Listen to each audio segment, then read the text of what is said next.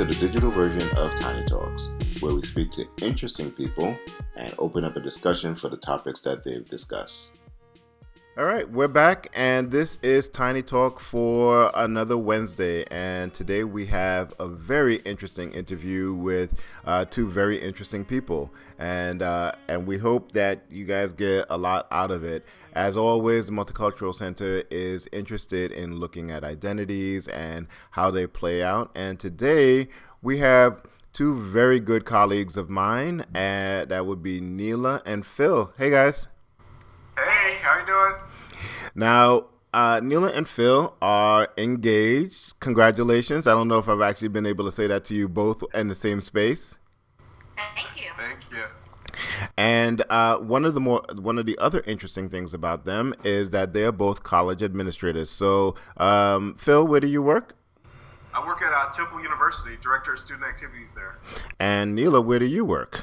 I work at Rutgers University, the Senior Director for our Student Centers and Event Services. So, as you can hear, Neela and Phil do not work in the same state. They're engaged, but they work in different states, and there are also some other things that they also have to navigate as well. Neela, how do you identify personally? I identify as an American Indian. My parents were born in India, but I was born and raised in the U.S. Okay, and Phil, how do you identify yourself? I identify as an African-American male. And so one of the interesting things about higher education is that we oftentimes operate in a environment that is very conducive and to exploration of identities. So speaking individually, what are some of the challenges that you run into depending on which identity is most salient for you at that particular time? So either Phil being a man, or being being an African American, or Neela being an Indian, or being a woman. Like, how has that impacted the work that you do in higher education? Wow, that's a good question. So I'll take a stab at that one very quickly. For me, it's both of them that plays a role in it. So me being a female plays a big role in it. I work in operations, where it is a very white, male-driven area. So when a female of color walks into that space, I wouldn't even go into the fact that I'm Indian, just being a person of color, right? What does that look like? And being able to show up at that table and those environments has always been a challenge for me. I've learned how to navigate it in my 20-plus years of the profession. And then I would say also, being a person of color, there's not that many of us in higher education, right? So particularly in student affairs, so what does that start to look like when you're a minority? And sometimes you're a minority within a minority. If you take it the next step further, there's not that many Asians in the profession, right? So it starts to break down. So there's always some challenges. And I think the higher I've gotten in my profession, the more challenging I found it. How's that play out for you, Phil? I think kind of the same thing, but mine's a little bit different as far as being an African-American male in higher education. Most of my staff that I've worked with over the 15-plus years in this profession have really been female-driven as far as who I work with, and a lot of times it is white female. So being an African-American male, leading those conversations strategically has definitely has its challenges on making sure that you are. You actually personify the different things, as a leader, and making sure that they're able to follow, regardless of what color or your gender is as well. And so one of the reasons that I brought up what work you do is that oftentimes we spend our days talking about identities and talking about creating the spaces that are safe and conducive for all different types of people, and then we go home. And so I know that I've had challenges, especially with some of the older generations in my family, with some of the concepts that we discuss with our students. Have you seen some of that play out in your lives as well? For me, absolutely. Being Asian, I think when I went into college, I was going to be a biologist and do genetic research, and that was my career goal. And then I stumbled across our profession, this thing called student affairs and student union work, and I decided to finish my degree but go into this profession, and it was a challenge for me. Very deeply. My parents actually didn't talk to me for almost a little bit over a year and a half because they thought I was going to be quote unquote a secretary, and that's not what they wasted their money sending me to college for, right? So really the concept of what we do and not being in the Asian community and not falling into the sciences, the doctors, the engineers, the pharmacists, it took me a long time to be able to have those conversations. And the interesting thing is, what really turned my parents' way was they picked up an article, a magazine article, and I was featured in it. And they were like, oh, wait, you actually do something that's important. It took 15 years later for them to see an ACY bulletin. And they're like, oh, okay. So it's always a challenge. I think for me, I haven't had those kind of same challenges, say, Neela has had. Unfortunately, I grew up without knowing my father, and my mother passed away right after I graduated college. So for me, I just kind of figured things out on my own and never really had this way you should go or this way you shouldn't go. Even growing up with my mother as a single mother, she never steered me one way or another, especially relationship-wise. She never said, oh, you can't bring X home or anything like that. So I never really had those kind of true conversations. I guess, for me, and relationship-wise, just in anything that I do, it's just like you love what you love. I love working with students, so this is what I do. I work with students. I love who I love. Have me an Indian woman. So it just kind of worked out the way that it worked out for me, and never really had any push to go one way or the other. And so you bring up, one of the other topics that I would love to delve into, and that's your two relationship. Is that all right with you guys? So you both come from different cultures, and as a result, probably have families that look very different from one another. And can you talk a little bit how that has played out and how that's influenced your relationship? Well, I'm 6'3", 300-pound guy, light skinned. So me and Neela are typically the same complexion, but just different features, if that makes sense. So usually when I'm around their family, I'm usually the tallest or biggest person in the room. So I think, definitely stand out a lot when I'm with her family and all. Her mother is what, 4'10". So there's a big difference there of just, even reaching down to give a hug. So I think that's definitely, you can see the difference some ways.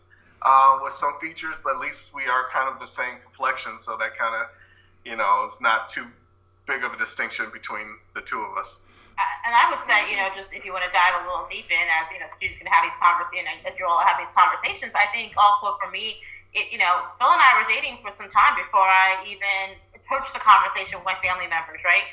The fear of the concept of being disowned, or they're not going to accept him, and I spent a lot of my life, running away from certain things in order to not disappoint my family members, or to live in their views of what is right and wrong, right? And so it took a long time, and it was the weirdest conversation to have. They asked me two questions: is he a nice guy? Does he have a career? Because a career is important in our family. And does he treat you well? And the answers were yes, yes, and yes. And they're like, okay, as long as you're happy. And it took me 2 years to do that. He transitioned into the family like, if they knew we were dating forever, and the joke is like, wow, you did this that long.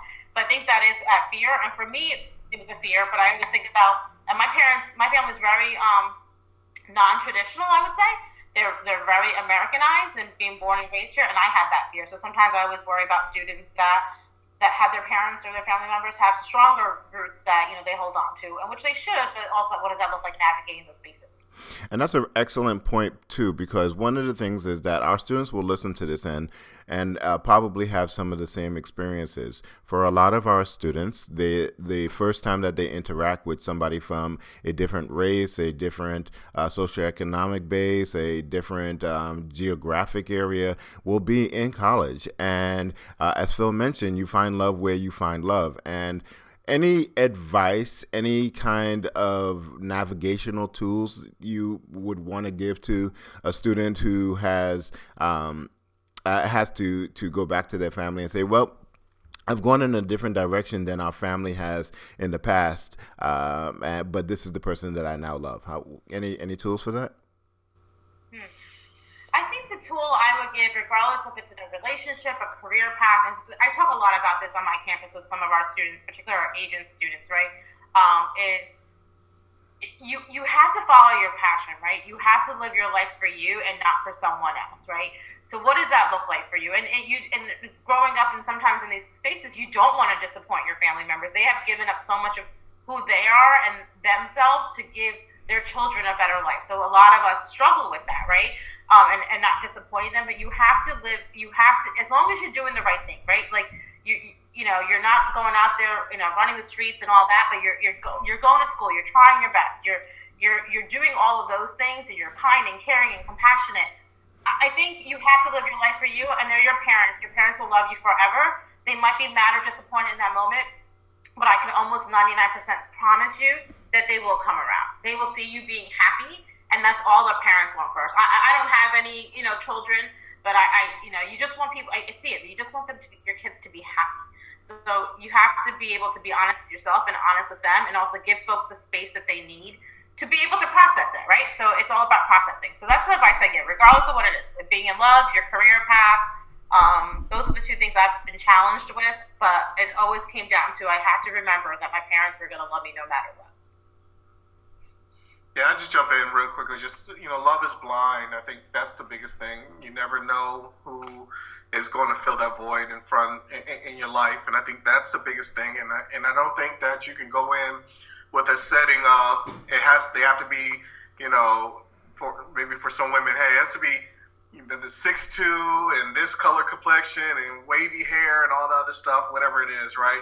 If that person is treating you well and that person does the things that, makes your heart flutter or whatever that is, that feeling that you have, I think that's the most important thing. And then again, it's about talking. I think that's the main thing as well, is being able to communicate and talk with your partner to make sure that you guys understand how each other are feeling throughout this situation, and that they are there for you through thick and thin. I think that's one of the biggest things. I think me and Neela have, in our years of being together, we've talked through a lot of those different challenges and stuff like that together, and I think we've worked through those, even with not being told to the parents, or at least to our side of the family, of, hey, this is who I am with. We talked through it, and I kind of understood from her viewpoint of why, and we worked through that together. That's awesome. Well, one thing we have not hit upon is that the United States is, for the most part, a Judeo-Christian society, with those two religions playing the largest aspects of the largest demographics in terms of religion. So a lot of times when you have people who are who date cross racial lines or cultural lines, a lot of times it will be still within either a Jewish realm or still within a Christian realm. Phil, you and Neela are two different religions. Am I correct in that? Yep. Yes, you are. And so how does that work in terms of family celebrations, in terms of what the future looks like for your family? How do you see yourself navigating that? It's so funny because we're in the process of wedding planning, right? So even with that, it's just, hey, what do you want? Do you want the traditional Indian wedding versus not? We just moved in together a few months ago. And, there was an Indian celebration that they do when you move in, and I partaked in it just because it was part of their culture, part of her culture. So it's a matter of understanding, asking questions. I think I asked a lot of questions to understand the willingness of wanting to understand that culture, and so I can have a point of reference for that. Neela has volunteer many times, hey, I will go to church with you, to a Christian church with you. I'm not converting, but I want to go because I want to see and be a part of what your culture is like, or what your Christianity is about. So I think, again, it's just a give and take, and wanting to understand each other and how our differences are, but also how those differences also make who we are in our relationship as well. Yeah, I agree with that, and for me, it's also when my parents came to this country, my parents, we always say they celebrated every Indian holiday under the sun, and we used to celebrate as quote unquote the Hallmark version of every American holiday underneath the sun, right? So I think, it's that, and and understanding. And for me, for Indian religion, a lot of our religion is tied in culturally and the cultural celebrations and stuff. So I don't know if no, he wasn't here for our last one. So I just think to me, it's like acknowledging and respecting and trying to understand and learn, right? Like, I'm not going to try to change him and what he believes in, and he shouldn't try to do the same for me, which, but we're constantly just asking questions and learning, And for Phil, fortunately or unfortunately, however he wants to look at it, my family all lives around here, so we spend a lot of time with my family, right? In and out of each other's houses and celebrating, and I have a very large family, so he's gotten thrown into it a lot faster than probably I have. Once they knew about him, he's been to everything. Yeah, and so I'm Uncle Phil to all the Mr. Phil, Uncle Phil to all the cousins and niece and nephews now. And so I also grew up in Trinidad, which has a very large Indian population, a very large Christian population, a very large Islamic population, and so we are adept at flowing in between all of these different holidays and switching from one to the other. And I remember distinctly celebrating Diwali, Pagwa, Holi, all of these different things just as seamlessly as we celebrated Christmas and Easter and any other those. And there is something to be said for being able to indulge in all of these different holidays without judgment and without trying to or without being forced to convert, which I think was a very interesting thing that you brought up. So I appreciate that very much. So what's the future look like for you, two of you? Like what kind of obstacles or I guess pitfalls do you think that you want to avoid as you see yourself going forward? Again, I'm going to go back to the wedding planning. What is that going to look like? Her mother right now currently is in India, so I've kind of expressed, hey, before we start diving deep into wedding planning, let's make sure that we have a conversation with mom. I'm very cognizant of, I am different. She is marrying outside of her culture and her race and everything. So I just think that, having that conversation with the family to kind of understand, making sure that, as the daughter of the family and only daughter of the family, that they are, we're still honoring whatever traditions that they want to honor and marrying off their daughter. And so I'm cognizant of that, of waiting at least a little bit until she gets back in a couple of weeks to start that process. Just, I don't want to take that away from her and her mom if that's what they want to do. Yeah, I don't know. I think for me, it's more, that's his. My parents. I know my mom. She's going to be happy with whatever I decide. We're not a very traditional family, and I also don't want the traditional Indian wedding of 4 days long. What? So, I was looking for the 4 days long wedding. That's. I feel like I'm going to let down all my friends. Let down my family. That's the funny part of this, We'll have some sort of wedding where all our friends will be with us. I think the thing for us is also professionally, right? We both work in the same profession, and there's as you continue to move up in this profession of student affairs, not only do we work in the same profession, we work in the same niche in the profession, right? At two different institutions. So as we, he's getting his doctorate right now. So what does that look like for us professionally? At some point, if he wants to move up to next role or I want it, whatever that looks like, we're going to have to navigate how that is and how we maneuver that. My family's in New Jersey. I've lived here my whole entire life. Phil has moved around a lot. So what does that look like for our career path and moving up? Because we're not old, right? We still got some time to go in our profession. So I think that's going to be an interesting piece that we're going to have to navigate and work through. Well, I want to thank you for taking time out. I know that these are very strange times. We're doing this remotely because of the virus crisis. And so I want to really take a few moments to acknowledge that everybody's time is kind of everywhere and this is not normal. So thank you so much for taking the time out. And this again has been our Tiny Talk series. And thank you to Neela and to Phil for sharing a bit of their life with us. And hopefully we can get you up to the campus when this all settles down and you can come see wonderful Manhattan College for yourself. Absolutely. Yeah, thanks, Hayden. We appreciate it. And students, stay safe out there, and hopefully we'll get through this together. Thank you so much. Stay safe, everybody. And this has been the Multicultural Center's Tiny Talk. And stay tuned for next week's guest. And hopefully you are all exercising the most care that you can. I'll see you later. This is Hayden Green. Bye.